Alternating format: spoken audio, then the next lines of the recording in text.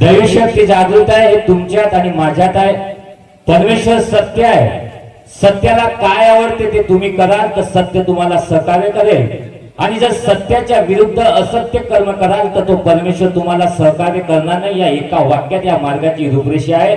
परमेश्वर जवळ आहे आणि तो माझ्यात आहे, तो माझ्यात आहे, माझ्यात आहे, माझ्यात आहे, माझ्यात आहे, माझ्यात आहे. जर मला असं वाटते तो परमेश्वर माझ्यात आहे, जेव्हा असा विश्वास जेव्हा माझ्या मनात निर्माण होते की भगवान मेरे में है और वह जीवित आत्मा में है, भगवान मेरे अंदर है और बाहर जो जीवित लोग हैं उनमें भगवान है, तो बाबा ने कहा है कि सजीव में भगवान है, निर्जीव में भगवान नहीं है. और सजीव में है तो कैसा है, उसके कार्य क्या, वो कहता क्या, मैं क्या करूं और क्या ना करूं, इस सभी भूमिका को यदि हम जानते हैं, उस भूमिका को समझने के लिए हमारे अंतःकरण में उस परमात्मा के प्रति जो आदर और सम्मान होना चाहिए, परमात्मा के प्रति जो समर्पण भाव होना चाहिए, जो विचार होना चाहिए, और भगवान जो है वो लीन होने में है. जो व्यक्ति अपने अंतःकरण से परमात्मा को शरण जाता है उसी को ही भगवान प्राप्त हो सकता है, अन्यथा नहीं हो सकता है. बाबा भगवान को शरण गए. बाबा ने कहा कि भगवान मैं आपके शरण में मर चुका हूं, और मर चुका हूं ये शब्द बाबा ने कहने के बाद में बाबा को, जब बाबा ने कहा कि मैं भगवान आपके शरण में मर चुका हूं, तो बाबा को किसी प्रकार का डर और भीति उनके मन में नहीं रही.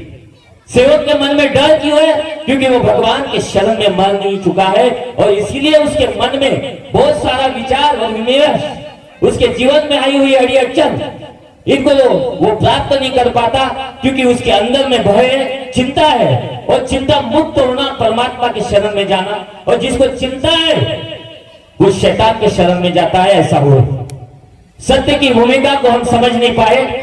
बहुत सारे सेवक है यहाँ, लेकिन नियम का पालन करने में बहुत सारी गलतियां होती है, और वो कहता है कि मैं मानव हूं, लेकिन मानव है, लेकिन बाबा भी एक मानव है. जब उन्होंने प्राप्ति नहीं की वो मानव ही थे, और उन्होंने भगवान की प्राप्ति की. लेकिन साधारण मानव एक व्यक्ति ने शक्ति को प्राप्त किया, और शक्ति कहती है कि सेवक अब भगवान बन गए. यदि व्यक्ति शक्ति को प्राप्त करके एक भगवान बन जाता है, और भगवान कह रहा है, कोई व्यक्ति नहीं कह रहा, और ये सत्य अनुभव की बात बताने के बाद में आपको यदि विश्वास नहीं हो रहा है, आपके मन में यदि विकार है, तो भगवान से आप संबंधित बन नहीं सकते. इसलिए बाबा ने कहा है कि जब आत्मा है, यह शरीर है, यह आकार है, और यह आकार में ही विकार है. इस विकार को जब नष्ट करोगे तभी सत्य भगवान को प्राप्त कर पाओगे, अन्यथा नहीं. इसलिए अपने विचारों में शुद्धिकरण लाना बहुत नितांत गरज है. अपने विचारों में पवित्रता लाना नितांत गरज है. आज पर स्त्री के प्रति माता और सम्मान के साथ में देखने की जरूरत है. मानव के कर्तव्य के प्रति ईमान एतबार बाबा ने दिए हुए तत्व शुभ नियम के आधार से हमें कार्य करना है. यही भूमिका ईमानदारी से हमें करना है, किसी प्रकार की बेईमानी कहना नहीं है. बाबा ने कहा है कि ईमान यही भगवान है, ईमान गया तो भगवान गया. इसलिए ईमानदारी से मुझे जीवन में चलना है. यह अंतःकरण में, हृदय में अपने विश्वास के साथ में गांठ बांधनी है कि मुझे बाबा के दिए हुए तत्व शब्द नियम के आधार से जीवन में चलना है. इन आधार से मुझे जीवन में चलना है, और मुझे ईमानदारी से इस परमात्मा के मार्ग के प्रति जो मेरी भूमिका है, जो बाबा ने मुझे आदेश दिया है, उस आदेश के तहत ही मुझे कार्य करना है. उन आदेशों को मुझे तोड़ना नहीं है. यह सर्वप्रथम सेवक की भूमिका है. सेवक कोई साधारण नहीं है. अरे नवनाथ से ऊपर ये सेवक है. सेवक कोई साधारण नहीं है. सेवक नाम ही कोई साधारण नहीं है. सेवक सेवक के बाद से आप बहुत सारे लोग कहते हैं कि सेवक सेवा करने वाला ऐसा वैसा, ये उसके ऊपर है. इसको समझने के लिए बहुत सारी दैवी शक्ति की कृपा के माध्यम से ये समझ पाएंगे. हमारे जीवन में हमें सारा अनुभव आने के बाद में हम जीवन में जिस सत्य ने हमें अनुभव दिया, हमारे जीवन में जो विचार थे, पूरी विचारधारा छोड़ने के बाद में जब वचन दिया, वचन देने के बाद में हमारे जीवन में जो है प्रकाश फैल गया. जो दुख थे उनका निवारण भगवान ने एक शब्द में किया. मार्गदर्शक ने कहा कि ऐसा जाके करो, और करने के बाद में आपको समाधान मिला.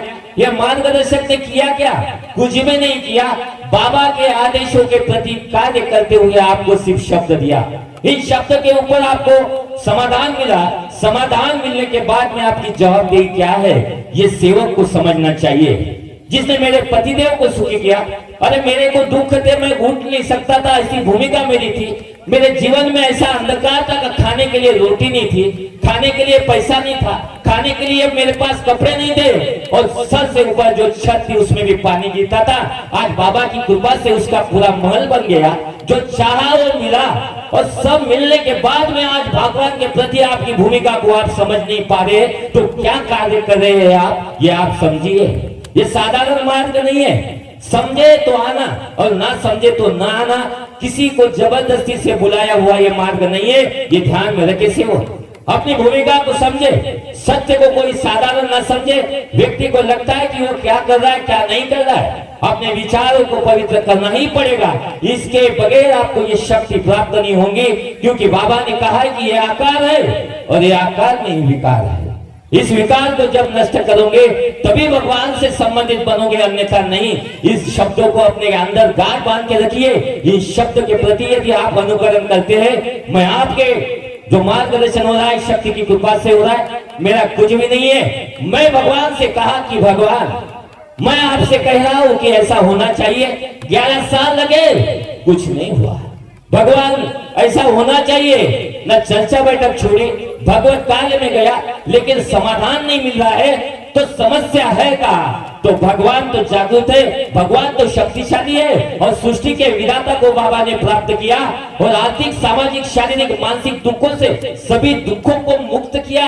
यहाँ पे कोई भी सेवक नहीं ये कह सकता कि मेरे ये दुख दूर नहीं हुए। बाबा ने कहा है कि जिसके दुख दूर नहीं होते वो अपने कर्मों को डटोले, अपने विचारों को डटोले, तत्वशब्द नियम के आधार पे देखे कि मैं कहाँ गलत हूँ, कहाँ मैं सही हूँ, कहाँ मैं बुरा हूँ, कहाँ कैसे मेरे विचार है। इन विचारों के तहत हमें देखना है।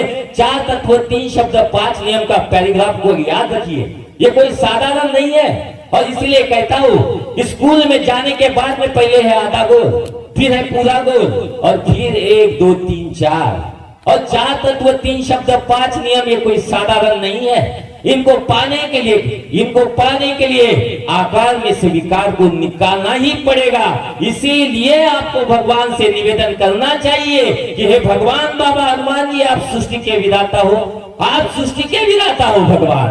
मैं मानव हूँ, आपने मुझे जन्म दिया है, लेकिन इन तत्व शब्द नियम का पालन बाबा हनुमान जी मेरे तरफ से आप करवा दीजिए। ये मेरा निवेदन है भगवान। बाबा हनुमान जी, मेरा इच्छा अनुसार भोजन है कि इन तत्व शब्द नियम का पालन मेरे तरफ से कर लीजिए। मैं नहीं कर सकता, प्रयास कर सकता हूँ भगवान बाबा हनुमान जी, लेकिन आप इसको पूर्णता करने के स्वयं है। आप स्वयं इसके लिए मेरे बाबा हनुमान जी मुझे योग दीजिए। एक चित्त, एक लक्ष्य भगवान।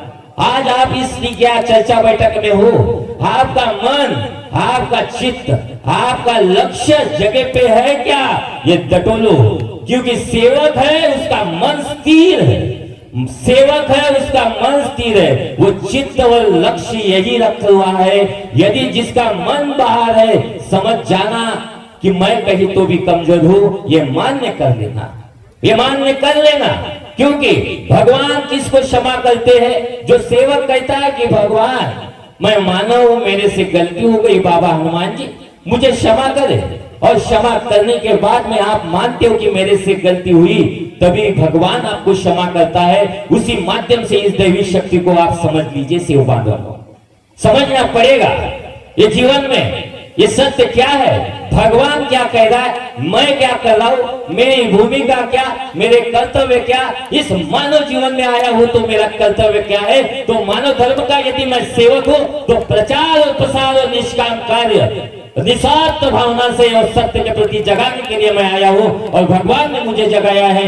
यही कर्तव्य कलमा बाबा जुमदेव जी ने किए हैं, हम सबको जगा दिया है, अपने आप में जैसा बना दिया है। लेकिन हमारे अंदर में निस्वार्थ भाव नहीं, निष्काम भूमिका नहीं, सत्य के प्रति हमारी निष्ठा नहीं, और असत्य के प्रति पूर्णतः समर्पण है। ऐसे व्यक्ति को इस दैवी शक्ति की कृपा कभी जीवन में प्राप्त नहीं हो सकती, और ऐसे बहुत सारे लोग इस मार्ग में है। मान लीजिए, सत्य भूमिका को समझे, अपने कर्तव्य को समझे, पति के प्रति पत्नी की पूरी समर्पण भाव हो, पति के बिना कोई पुरुष मेरा नहीं, इस भाव के तहत ईमानदारी से कार्य करना यह आप सेवकों की जिम्मेदारी है। वैसे ही सेवकों की जिम्मेदारी वही है कि एक पत्नी और एक वचनी उसके माध्यम से जीवन में चलना है। इस भूमिका को जो अंतःकरण से, मन से, हृदय से, पवित्र भाव से इस पूरे संकल्प को, इस पूरे दिए हुए वचनों को जो व्यक्ति महत्व, जो सेविका, सेवक, बाल गोपाल इस निर्धार के तहत इस परमात्मा को निवेदन करेगा, ये दैवी शक्ति जागृत है। आपके शब्दों पे कार्य होंगे या नहीं होंगे, इसमें किसी प्रकार का दो मत नहीं है। बाबा ने इसकी गारंटी ली है। इसलिए सेवक जो है सत्य भूमिका को समझे, समर्पण का भाव रखे, भगवान को प्रिय है अच्छे विचार, बुरे विचारों से उसका कोई नाता नहीं है, और ये शैतान के प्रिय और विचारिक धारा के शैतान को प्रिय है। इसलिए बाबा ने सत्य भूमिका को समझाया है, लेकिन समझना हमारे अंदर में नहीं है, क्योंकि हम मानते हैं कि मैं अच्छा हूं, हम मानते हैं कि मैं विद्वान हूं, हम मानते हैं मुझे बहुत कुछ समझ गया, मुझे 40 साल हो गए, मुझे बाबा ने बताया, सब कुछ बताया, सब कुछ बराबर है।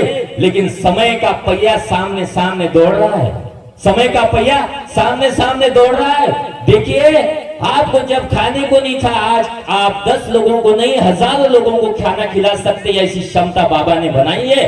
लेकिन वही जब खाने के लिए नहीं था तो 10 लोगों को या नहीं 20 लोगों को खाना खिलाने का मन था। आज देखो वही मन हजारों लोगों को खाना खिलाने की क्षमता होने के बाद में भी आप 2 लोगों को खाना खिलाने के लिए ऐसा करते हो। अरे हट, काय को आए ये खाना खिलाने, अरे काय को आए, हमारे घर में इनके लिए नाश्ता बनाना पड़ेगा। कहाँ गए हमारे विचार, हम कहाँ फंस रहे हैं? अरे हम कौन सी दलदल में फंस रहे हैं, और जिस दलदल में फंसने के बाद में हमारे जीवन में क्या मिलने वाला है, यदि आप थोड़ा ध्यान रखिए। अरे परमात्मा को मानने वाले, हर आत्मा में भगवान है, इनके प्रति मेरा आदर सम्मान है, इनके कर्तव्य ये देखे, लेकिन मेरा कर्तव्य है इनका आदर और सम्मान करे। ये मुझे गाली दे, लेकिन मुझे बहुत अच्छा लगता है, क्योंकि मैं भगवान बाबा के शरण में मर चुका हूं। बाबा को एक कार्यक्रम में एक व्यक्ति ने दारू पी के बहुत गालियां दी है। गाली देने के बाद में सेवक कहते कि बाबा आप ये बताओ, इसको मैं इनको अच्छा मार देते हैं। अरे बाबा बोलते वो मेरे को बोल रहे, तुमको क्या बोल रहे?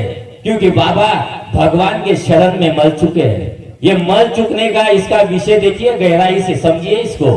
जो मरता है ना उसको कोई गाली नहीं लगती, जो मरता है ना उसको कोई भी कुछ कहे कुछ भी नहीं लगता। ऐसा लगता है मेरे को फूलों की बरसात मार दी, और उसको लगता है जब अभी हम आए ना बहुत जबरदस्त। एक परमात्मा के कार्य, जो महिला, जो सशक्ति, जो शक्ति है, नारी कोई साधारण नहीं है, शक्ति है, और शक्ति सती साधारण नहीं है। इस शक्ति का आदर करना, सम्मान करना हर आत्मा के प्रति ईमानदारी से करना चाहिए।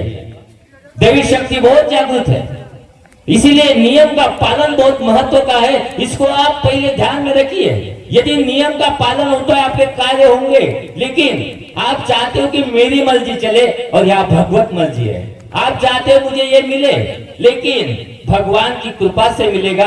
निवेदन भगवान से करे, विश्वास रखे, विश्वास के आधार पे आपको मिलेगा। जो चाहिए उसके लिए सब्र रखना पड़ता। इसलिए मेरे 11 साल कार्य नहीं हुए। भगवान देख रहा था ये बंदा भागता है कि छोड़ता है कि करता क्या है, क्या गुनाह करता है, और ये सब परीक्षा बाबा की कृपा से हुई। साधारण नहीं है। बोलने जाऊंगा, समय की बड़ी दिक्कत है, और समय के साथ में हमें चलना भी है। और पहले ही कहा है कि बाबा ने कहा है समय बड़ा बलवान है, समय को बड़ा महत्व है। इसलिए आर्थिक ग्रोथ बहुत होगी, और आप चाहो जितनी हो जाएंगी, लेकिन मेरा मानना है, मेरा कहना है कि आप परमात्मा के विचारों के प्रति बहुत बड़े बलवान बनो, बहुत बड़े बलवान बनो।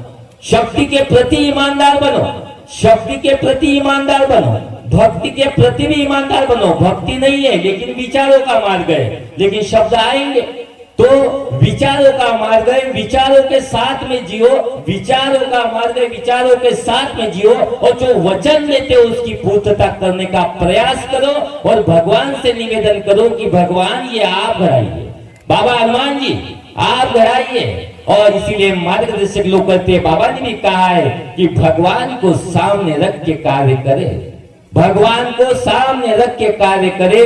ये सेवक जो है कुछ दिन भगवान को सामने रख के कार्य करता है, लेकिन इसकी परिस्थिति गृहस्थी ऊपर उठने के बाद में ये भगवान को सामने होकर कार्य नहीं करते, इसीलिए जीवन में असफलता उनको मिलती है। और इसकी जो खापर है वो भगवान के सर मारते, अपने नहीं। क्यों ऐसा? क्योंकि अज्ञान भरी दुनिया में ज्ञानी भी बहुत है और अज्ञान भी बहुत है।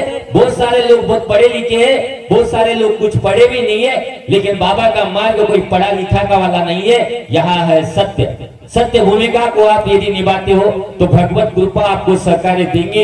एक अनुभव के माध्यम से थोड़ा बता देता हूं कि बाबा को मैंने निवेदन किया कि बाबा हनुमान जी, मैं ये मार्ग नहीं समझा हूं, मुझे कुछ भी नहीं समझ में आ रहा कि मैं करूं तो क्या और करूं तो क्या कारण करूं, मुझे नहीं समझ में आ रहा है। ये मार्ग में चाहता तो 3 शब्द 5 नियम दिए, लेकिन भगवान बाबा हनुमान जी मुझे ये मार्ग नहीं समझा। मैं ईमानदारी के साथ में आपको शरण आया हूं बाबा हनुमान जी, और ये मार्ग मुझे समझा के बताइए। देखिए शब्दों को ध्यान में रखिए, अहंकार नहीं है, समझ में आए तो देखिए, नहीं तो छोड़ दीजिए। भगवान से निवेदन किया कि बाबा हनुमान जी ये मार्ग मुझे नहीं समझा के बताइए। किसी मार्गदर्शक से नहीं समझना है बाबा, न किसी सेवक से, मुझे आपसे ये मार्ग समझना है। जागरूक शक्ति है, मुझे समझा के बताइए, ये मेरी विनती है बाबा हनुमान जी। और जीवन में अनेक अनुभव आए, बहुत सारे अनुभव आए, कुछ नहीं बता सकता समय की अवधि के माध्यम से। और जीवन में ये भी लगा मुझे कि मेरा मन निर्मल नहीं है, पवित्र नहीं है, कुछ है उसमें भी गलतियां। उसको भी मैंने कहा कि बाबा हनुमान जी मेरे अकाल में से विकार को नष्ट करे और आपसे संबंधित बनने दीजिए। उसके बाद में है कि मैं स्थिर नहीं हूं, यहाँ जगह पे नहीं हूं, आज मैं कार्यक्रम में हूं, दुकान चालू है लेकिन मेरा दुकान में नहीं है। मन ध्यान में रखना, मैं यही हूं, क्योंकि शक्ति के कार्य सबसे ऊपर है और उसके ऊपर तो कोई भी नहीं है। यदि शक्ति के कार्य के माध्यम से यदि आप जानते हो, या समय दिए हो, एक भगवान को दियो, किसी व्यक्ति को नहीं दियो, ये भी ध्यान में रखे। तो बाबा को कहा एक चित्त एक लक्ष्य, एक भगवान साधना चाहिए बाबा हनुमान जी। अंतरात्मा में विराजमान भगवान है, कंठ में आके बुद्धि का विकास करे, आर्थिक सामाजिक शारीरिक मानसिक दुखों से मुक्त करके प्रगति का मार्ग मोकड़ा करे बाबा हनुमान जी। ऐसा योग दीजिए। इन सभी बहुत सारे योग मांगे मैंने और लिख के मांगे, मैंने लिख के कार्य किए, लिख के मांगे। ये इतने भी लोगों के नाम लिखे मैंने, ऐसा लिख के कार्य किए हैं और निवेदन किया। उसका फल स्वरूप देखिए, मुझे लगता है भगवत कृपा के माध्यम से सबच आ गया। कैसी कृपा है। एक समय था कुछ समझ में नहीं आ रहा था। आज राकड़ जी के साथ में बात करने के बाद में मुझे लगा कि आज संचालक कौन, अध्यक्ष कौन, उद्घाटक कौन बनेगा, कौन मार्गदर्शन करेगा और कैसा होगा। शक्ति की कृपा है, दैवी शक्ति की कृपा से ये सब कुछ होता है। और जो आत्मा से परमात्मा को मानता है उसके साथ में अच्छा ही होगा, बुरा हो नहीं सकता, ऐसी अपार शक्ति है। ये बताने का कारण ये नहीं है कि मुझे मिला, मुझे कुछ नहीं, कृपा के माध्यम से समर्पण से गया कि भगवान मैं आपसे हाथ जोड़ के निवेदन करता हूं। जो माता बहन, जो व्यक्ति दुखी था, वो भगवान के पास रोते रोते आया, उसे भगवान ने समाधान दिया। लेकिन आज सुख मिलने के बाद में उन चीजों का हम भूल रहे हैं, अपने विचारों में परिवर्तन कर रहे हैं। जो अच्छे विचार है उनको बुरा कर रहे हैं। यानी बोलने का तात्पर्य स्वयं मनुष्य अपना ही सर्वनाश कर रहा है। वो भगवान के नजदीक जाने के बगैर भगवान से दूर जाने का प्रयास कर रहा है। इसे बुद्धिमान कहे या क्या कहे, मुझे समझ में नहीं आ रहा है। क्या कहे उसको? अरे इतना बड़ा ज्ञान है, समझ में आ रहा है क्या अच्छा क्या बुरा। यदि मैं ये व्यक्ति से ईमानदारी से व्यवहार नहीं करता, बाबा ने कहा है कि ईमान यही भगवान है। ईमान गया भगवान गया। उन उन रुपयों के तरफ ध्यान देके अपनी बुद्धि को भ्रष्ट करके, अरे भगवान ने जिसने समाधान दिया, जो जीवन में हमें मुक्ति देने वाला है, हमें इतना बड़ा समाधान दिया, हमें हमारे बाल बच्चों को अच्छा एक जीवन देने वाला है, ये एक शब्द डालो तो गिराता नहीं है। ऐसी बड़ी अपार शक्ति के प्रति आप संबंध नहीं बना चाहते हो, तो उन फालतू की चीजों से संबंध बना के मिलने वाला क्या है? इतनी बड़ी बुद्धि नहीं चल रही है, आपको क्या बताए? क्योंकि मैं तो बड़ा ज्ञानी हूं, अरे मुझे किसी के बाप की नहीं सुननी, अरे मुझे क्या करना, आज तो मजे में जीवन जीना है। ऐसे ही लोगों की विचारधारा हो गई है। इसलिए भूमिका को समझे, सत्य क्या है ये समझे, कोई साधारण नहीं है। लोगों को लगा कि आके भक्त करके भगत ने मार्गदर्शन किया तो बहुत सारे लोगों ने मेरे ऊपर डाल दिया भगवान सत्य। इसलिए मैं कहता हूं कि सत्य सामने आने वाला है, सत्य को समझे और अपने जीवन में ईमानदारी से चले। यही भूमिका को आयोजकों ने मुझे बोलने का योग दिया, कृपा की माध्यम से मार्गदर्शन आया। मैं बहुत समाधानी हूं भगवान का और कृतज्ञता हूं मैं कि भगवान ऐसे ही विचारों की गरज है। आज सत्य की भूमिका को जगाने के लिए आपकी कृपा का, आपके माध्यम से मार्गदर्शन आने की बहुत नितांत गरज है। ये मानव के अंदर जो विकार है इसको दूर करो। सत्य आपके नजदीकी है, अंदर ही है, आत्मा ही परमात्मा है, वो आपके अंदर में है। सिर्फ अपने विचारों को पवित्र बनाए, अपने विचारों को अच्छे रखे, किसी का द्वेष ना करे, सबके प्रति समर्पण का भाव रखिए। आपके जीवन में आपको भगवान पूरी तरह से साथ देगा, ये विश्वास के साथ में अपने शब्दों को विराम देता हूं। सबको मेरा नमस्कार है।